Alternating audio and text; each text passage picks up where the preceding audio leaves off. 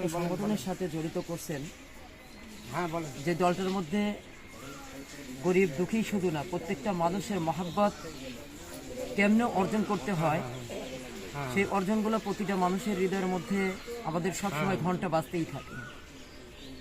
আমাদের শাইখ পীর সাহেব হুজুর চরমনাই তিনি কতটা দরদি, কতটা বিনয়ী আর কতটা নম্র, সেটা খুব কাছে থেকে না দেখলে হয়তো বা চেনা যায় না, বোঝা যায় না। তো অনেকে অনেক কথা বলে থাকে, বিশেষ করে আমরা আমাদের শাইখ নির্দেশ অনুযায়ী আমরা চলার চেষ্টা করি। তো আজকের এই ঈদ সামগ্রীগুলো আমরা বিগত কয়েকটা বছরে দেখছি অত্যন্ত কষ্ট নিয়ে মানুষ ঈদের মধ্যে সময় কাটায়। অনেক এতিম আছেন যারা ঈদের দিন একটু মিষ্টিমুখ করবে, সেই সুযোগটাও তাদের হয় না। তো আমরা বিগত কয়েক বছরই চেষ্টা করছি কম বেশি করে দেওয়ার জন্য। এই বছরও ঠিক প্রতি বছরের ন্যায় চেষ্টা করতেছি আলহামদুলিল্লাহ। তবে যতটুকু সম্ভব হয়েছে আমরা আর কি চেষ্টা করছি, সামর্থ্য অনুযায়ী আমরা দিচ্ছি।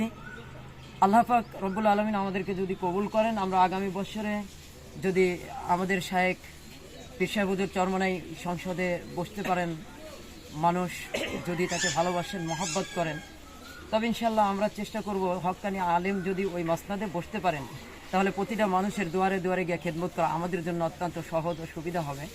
এজন্য আমি সকল দেশবাসীর কাছে বিনীত আহ্বান জানাচ্ছি, আসুন ইসলামী আন্দোলন বাংলাদেশের যোগ দিয়ে পীর সাহেব হুজুর চরমনাইয়ের হাতকে শক্তিশালী করে দেশ ও জনগণের খেদমত করার সুযোগ করে দেন। ইনশাল্লাহ একটা কোরআনী রাষ্ট্র কায়েম হবে, একটা ইসলামী দেশে পরিণত হবে, দেশ ও দশের কল্যাণ হবে ইনশাল্লাহ। এই আশাবাদ ব্যক্ত করে আমি সকলের কাছে দোয়া প্রার্থনা করছি। আসসালামু আলাইকুম ওয়া রাহমাতুল্লাহ। আলহামদুলিল্লাহ, আপনাকে অনেক ধন্যবাদ।